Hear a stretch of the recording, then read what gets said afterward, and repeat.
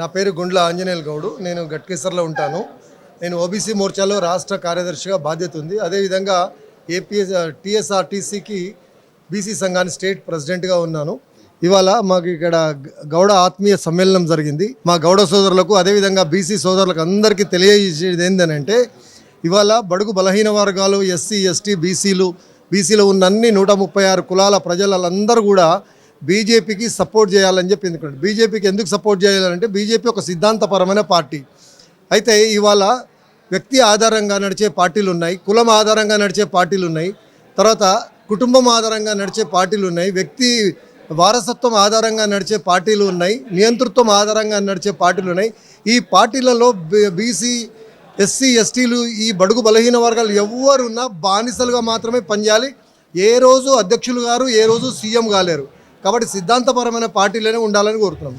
అదేవిధంగా రాజకీయాలను ఎవరైతే వ్యాపారం చేస్తారో అక్కడ పనిచేసే ఏ బడుగు బలహీన వర్గాలైనా బ్రోకర్లుగా లేకపోతే ఏజెంట్గానే పనిచేస్తారు తప్ప వాళ్ళు ఎన్నడూ కూడా వాళ్ళకి ఆత్మగౌరవం లభించదు. బీసీ ఎస్సీ ఎస్టీలు ఆత్మగౌరవము, అభివృద్ధి, అదేవిధంగా సామాజిక గౌరవం కావాలని చెప్పి కోరుకుంటున్నాము. ఏదైతే బిఆర్ అంబేద్కర్ రాజ్యాంగంలో రాసిండ్రో అదే సమానత్వము, సమన్యాయము, స్వేచ్ఛ, ఈ 3 కూడా సిద్ధాంతపరమైన పార్టీలో ఉంటుంది.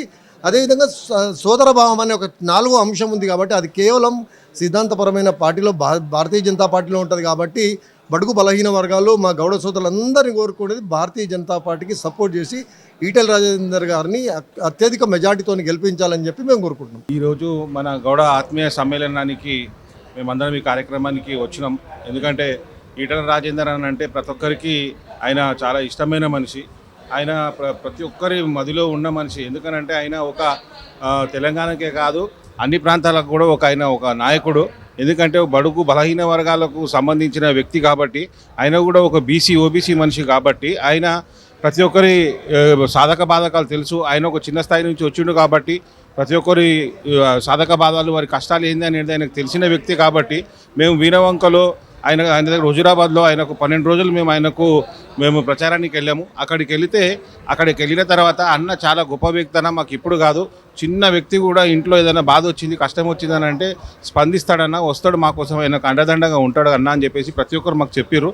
మేము అక్కడికి వెళ్ళి ఆయన కోసం ప్రచార కార్యక్రమం చేశాం. అయితే ఇప్పుడు ఏంటంటే ఇప్పుడు మొత్తం ఒక కుటుంబ స్థాయి పార్టీలు, తర్వాత తండ్రి పోయిన తర్వాత కొడుకు పోయిన తర్వాత కూతురు, ఈ విధంగా వస్తుంది. కాబట్టి ఈ భారతీయ జనతా పార్టీ అటువంటి పార్టీ కాదు. ఎందుకంటే దేశం కోసం, ధర్మం కోసం, మన దేశాన్ని రక్షించాలనే విధంతో ఈ పార్టీ ఒక 100 సంవత్సరాల నుంచి కంకణం కట్టుకొని ఈ పార్టీ ఆవిర్భావం చెందింది. కాబట్టి అటువంటి పార్టీలో ఈరోజు ప్రతి ఒక్క వ్యక్తి ఈరోజు చూస్తున్నారు. ఎందుకంటే ఈరోజు మన ప్రపంచ స్థాయిగా ఈరోజు మోదీ గారు వచ్చిన తర్వాత మన దేశానికి గుర్తింపు వచ్చింది.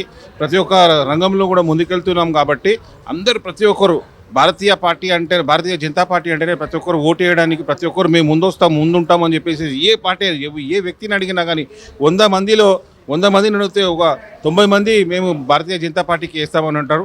అప్కి బార్ 400 పార్ అన్నట్టుగా మోదీ గారు అన్నట్టుగా ఈసారి మాత్రం 400 ఓట్లు మనకు ఖాయమని చెప్పేసి ప్రతి ఒక్కరు అంటున్నారు.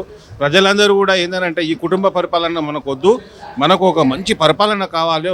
ఒక దైవాంశ సంభూతుడు మన మోదీ, ఆయన ఒక భగత్ సింగ్, ఒక సర్దార్ వల్లభాయ్ పటేల్, ఒక వివేకానంద రూపంలో వచ్చిన దైవాంశ సంభూతుడు, ఒక దేవుడు అని చెప్పేసి భావిస్తూ ప్రతి ఒక్కరు ఆయనను కోరుకుంటున్నారు. కాబట్టి మేము కూడా ఈటెల రాజేందర్ అన్నని కూడా మేము ఒక ఘనమైన మెజారిటీతో గెలిపిస్తామని చెప్పేసి మన గౌడ సోదరులు, మన ఓబీసీ సోదరులందరూ కంకణం కట్టుకొని ఆయనను గెలిపిస్తాము, ఆయనని ఒక పెద్ద స్థానానికి తీసుకెళ్తామని చెప్పేసి కోరుకుంటున్నాం.